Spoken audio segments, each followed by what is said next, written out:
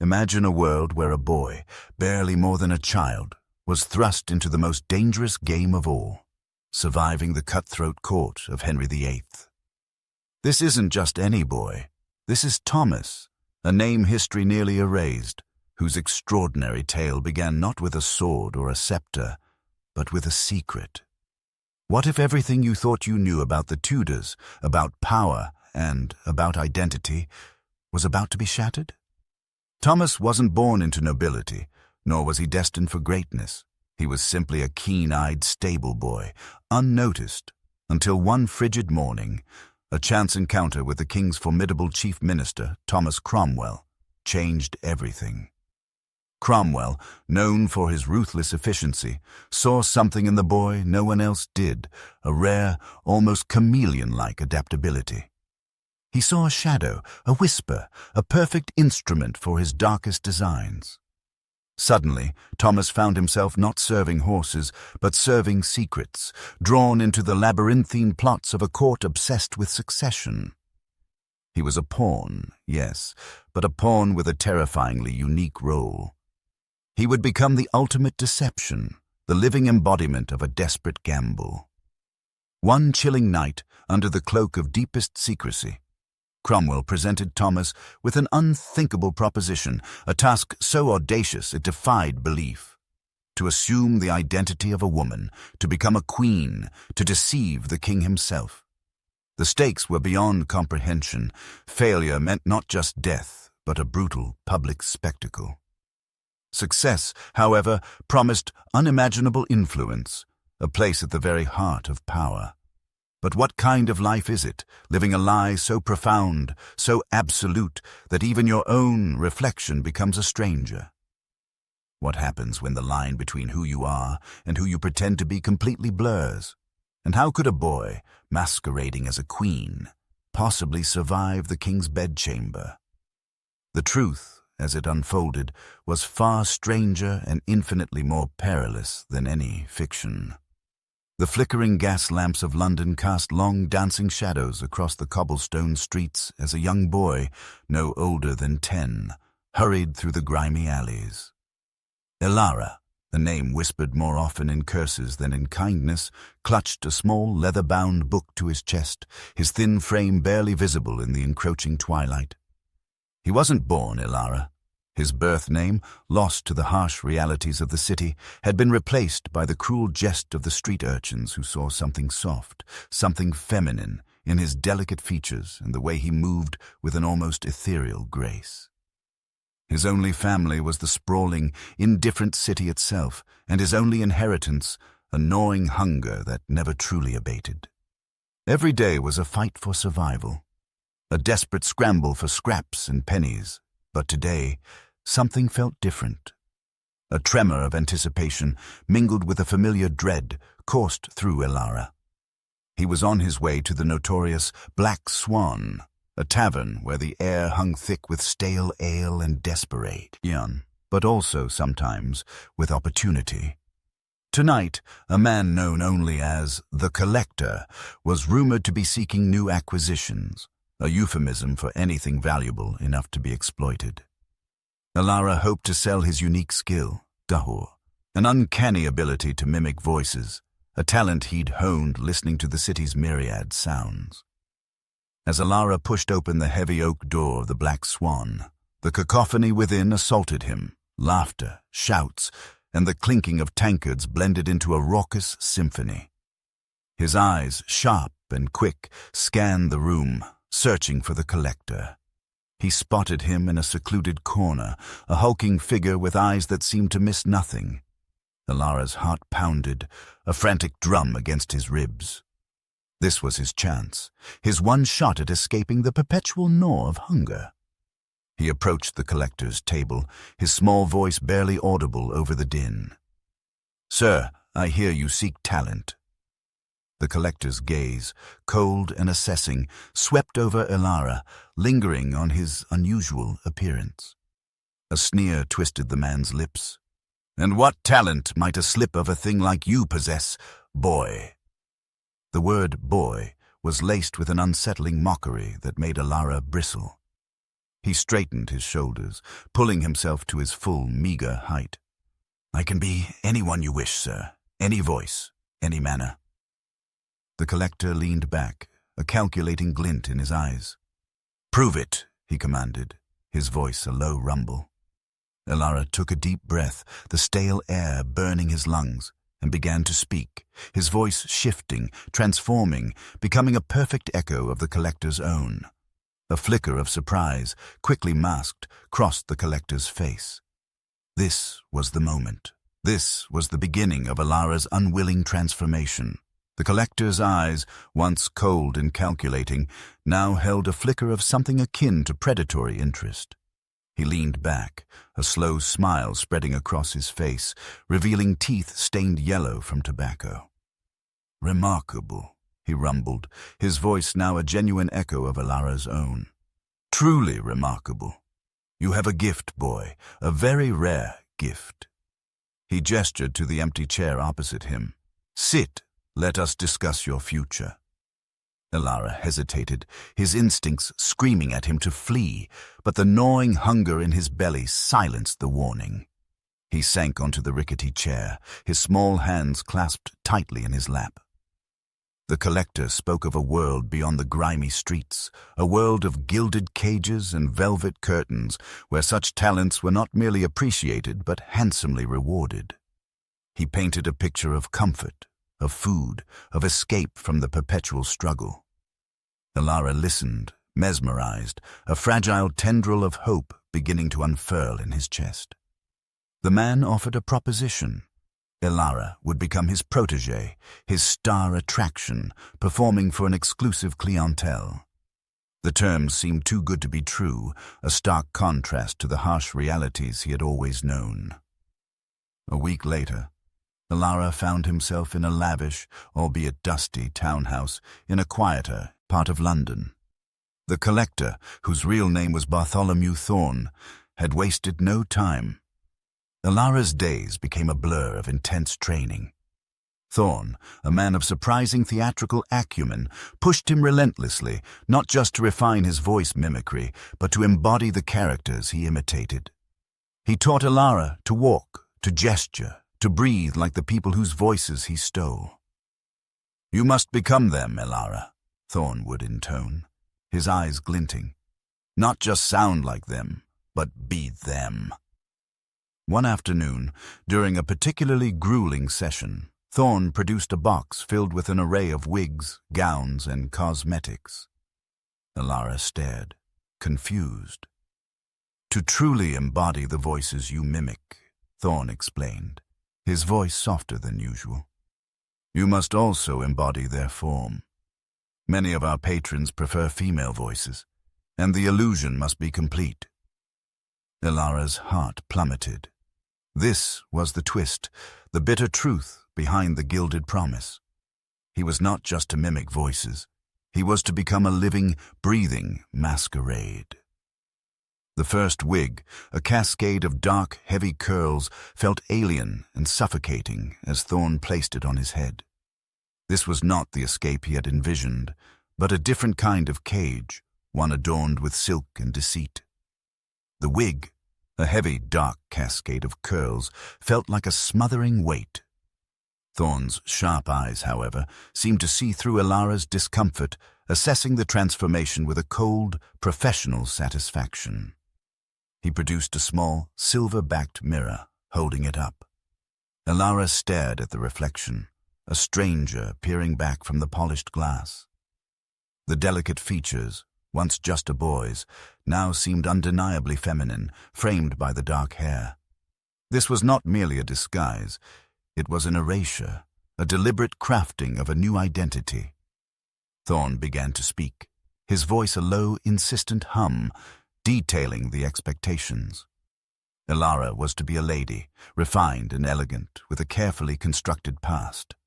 He would learn to walk, to speak, to even breathe as Elara, the orphaned daughter of a minor noble, a distant relation of a prominent courtier. The lessons began immediately, brutal in their intensity. Days bled into nights, filled with endless drills on etiquette, posture, and speech. Elara's raw talent for mimicry, once a street survival skill, was now meticulously honed into an instrument of deception. He learned to modulate his voice, to soften its edges, to infuse it with the delicate inflections of high society. One evening, during a particularly grueling session on courtly dances, Thorne introduced Elara to a woman named Lady Eleanor. Eleanor, a sharp-tongued, aging socialite, was to be Elara's aunt, a figurehead to lend credibility to his fabricated lineage. Eleanor's eyes, though rheumy with age, held a shrewd intelligence that made Elara uneasy. She circled him, her gaze dissecting every movement, every carefully rehearsed gesture. "He has the look, Thorne," she rasped, her voice like dry leaves skittering across cobblestones. "But can he fool the serpent in the garden?" Her words were a chilling premonition, hinting at the true dangers that lay ahead. A month later, the first test arrived. Thorne announced Elara would attend a small, private soiree hosted by a lesser viscount, a known gossip. This was not merely an introduction. It was a trial by fire, a proving ground for the meticulously crafted lie. Elara felt a tremor of fear, a familiar knot tightening in his stomach. He was no longer just a boy playing a part. He was Elara, and the world was waiting to expose the fraud. The carriage ride to the Viscount's estate felt impossibly long, the velvet seats a stark contrast to the cold, hard streets he had known. As the carriage drew to a halt, the grand house loomed, its windows glowing like malevolent eyes. This was the threshold of his new, dangerous life. The Viscount's estate, a labyrinth of polished wood and hushed whispers, swallowed Elara whole. Every servant's glance felt like a probe. Every gilded mirror, a reminder of the elaborate deception he was now living. He was no longer just a boy playing a part. He was Elara, and the world was waiting to expose the fraud. The carriage ride to the Viscount's estate felt impossibly long, the velvet seats a stark contrast to the cold, hard streets he had known. As the carriage drew to a halt, the grand house loomed, its windows glowing like malevolent eyes. This was the threshold of his new, dangerous life. His first week was a dizzying blur of etiquette lessons, dancing instruction, and endless fittings for gowns that felt like suffocating cages. Lady Beatrice, the Viscountess, watched him with an unsettling intensity, her eyes missing nothing.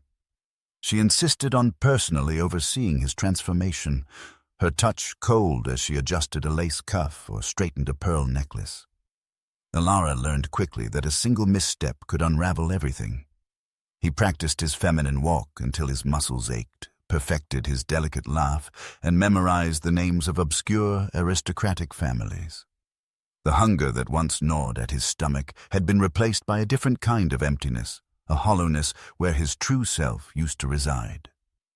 One afternoon, while attempting a particularly intricate curtsy, he stumbled, nearly tripping over the voluminous skirt. Lady Beatrice's sharp intake of breath cut through the silence. "Elara," she purred, her voice deceptively soft. "You must be flawless. The king expects perfection." Her words, though seemingly encouraging, felt like a veiled threat. Elara looked into her eyes, seeing not just a demanding mentor, but a reflection of his own precarious existence. He was a pawn, a beautiful, fragile piece in a game far grander and more perilous than he could have imagined. Later that day, a young maid, no older than himself, approached him in the deserted hallway. Her eyes, wide with a mixture of fear and curiosity, darted around before she spoke in a hushed whisper. They say the last one..." Shh! He disappeared. Elara's blood ran cold. He had heard whispers among the servants, fragmented stories of girls brought to the estate, groomed for unknown purposes, then vanishing without a trace. He tried to question her further, but a sudden creak of floorboards sent the maid scurrying away, leaving Elara alone with a chilling new fear. That night, unable to sleep, Elara crept from his lavish bed. He wandered through the silent, opulent corridors, the moonlight casting ghostly patterns on the polished floors. He paused at a locked door, distinct from the others, its wood darker, heavier. A faint, almost imperceptible scratching sound emanated from within. He pressed his ear to the cold wood, his heart hammering. Was it just the old house settling, or something else entirely?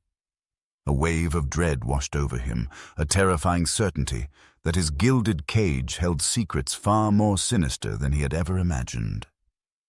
The king's court, once a distant dream of salvation, now felt like a looming nightmare.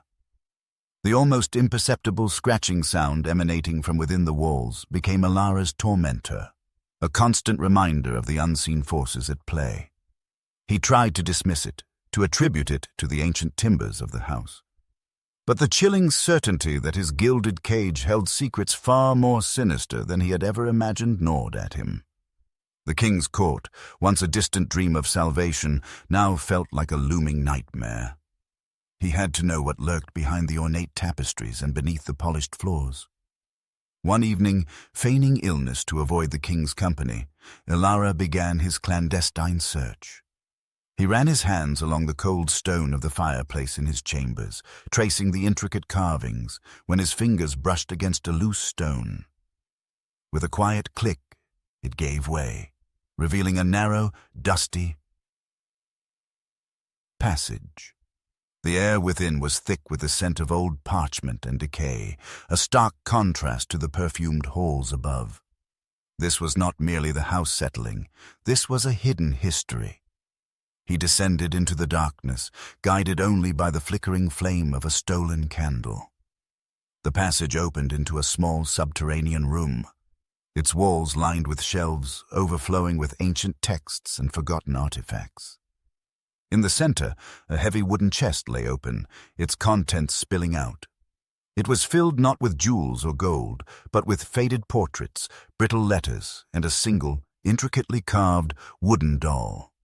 The doll's face, though crudely rendered, bore an uncanny resemblance to Elara himself. A wave of nausea washed over him as he picked up a yellowed letter. It was addressed to the king, written in a delicate, feminine hand, detailing a desperate plea for a child's safety, a child born with an unusual gift, a child named Elara. This wasn't merely a secret. It was a devastating revelation. He wasn't just a pawn in the king's game. He was a piece of the king's past, a living shadow of someone else's tragedy. The king had not chosen Elara, or his unique voice, or his delicate features. He had chosen him because he saw a ghost, a mirror of a lost love, a desperate attempt to reclaim what was gone. The scratching sound, he now realized, was not from within the walls, but from within himself, the truth clawing its way to the surface. His supposed salvation was a deception, a cruel mimicry of a life that was never his. The false hope he had clung to shattered, leaving behind a cold, hard resolve. He would not be a queen for a king's memory. He would be Elara, and he would reclaim his own story.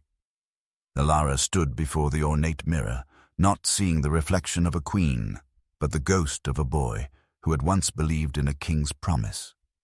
The elaborate gown, a symbol of his gilded cage, felt heavy, suffocating. He touched the silken fabric, remembering the rough wool of his street clothes, the sting of hunger, and the raw, unyielding freedom of the alleys. This life, meticulously crafted by the collector, was a performance, a cruel charade designed to soothe the king's fractured mind, not to save Elara. The truth, once a faint whisper, now roared in his ears. He was not a queen, and he would not be a pawn in anyone's delusion. A sudden, sharp rap at the door shattered the silence. It was Lady Beatrice, her face a mask of concern. "Elara, the king is asking for you. He seems agitated." Her words were laced with an unspoken plea, a desperate hope that Elara's presence could quell the storm brewing within the monarch. Elara met her gaze, a flicker of something new in his eyes, not fear, but a steely resolve. "Tell him I will be there," he said, his voice steady. devoid of the practiced softness he usually employed. The confrontation with the king was inevitable, a collision of two shattered realities. As Elara entered the royal chambers, the king, his eyes wide and unfocused, reached out a trembling hand. "My beloved queen, you have returned to me." Elara did not flinch. He looked directly into the king's troubled eyes, a profound sadness washing over him. "Your Majesty," he began, his voice clear and resonant, "I am not your queen." The king recoiled as if struck, his face contorting in confusion and then rage. He shouted, demanding explanations, accusing Elara of betrayal. The palace guards, alerted by the commotion, rushed in, their hands on their swords. Elara stood firm, unyielding. "I am Elara," he declared, his voice echoing through the chamber, stripped of all artifice, "and I will no longer live a lie." The king, overwhelmed by the raw honesty, collapsed into his chair, a broken man. The deception, maintained for so long, had finally crumbled. Elara, no longer bound by a fabricated identity, walked out of the royal chambers, leaving behind the remnants of a king's madness and embracing the uncertain path of his own reclaimed story. He stepped into the dim palace corridor, a boy once lost, now found, ready to face the world as himself. The whispers of the court had finally died down, replaced by a chilling silence that pressed in on Elara from all sides. The king, his face a mask of stone, had made his pronouncement. The carefully constructed facade, the years of deception, had crumbled in an instant. The revelation of Elara's true identity, whispered from the shadows by a jealous rival, had reached the king's ears. The grand charade, designed to secure a lineage and protect a fragile claim to the throne, had been exposed. Elara stood before the king, stripped of the elaborate gowns and the carefully placed jewels, the illusion of queenly grace replaced by the stark reality of a young man caught in an impossible bind. The confrontation, long feared, had arrived not with a bang, but with the quiet, devastating finality of a decree. The queen's chambers, once a sanctuary of secrets and whispered hopes, now felt like a gilded cage. The weight of the crown, once a symbol of power, had become a crushing burden. There was no grand escape, no dramatic rescue. The king, betrayed and humiliated, had no mercy to offer. Elara was not executed, nor imprisoned in a dungeon. Instead, the punishment was far more insidious. Stripped of all titles, banished from court, Elara was sent to a remote, desolate abbey, far from the gilded halls and the dangerous machinations of power. The life of a queen, meticulously crafted and fiercely protected, vanished like smoke. The final scene was not one of triumph, but of quiet resignation. Elara, now simply a solitary figure in rough-spun robes, walked the windswept grounds of the abbey, the echoes of a lost life fading with each step. The ambition that had fueled the deception, the desperate hope for a secure future, had led only to isolation. The boy who became a queen for the King of England had ultimately found a peculiar kind of peace in anonymity. A life devoid of pretense, but also devoid of the power and purpose that had once defined him. The crown, in the end, had been nothing but a heavy, beautiful lie.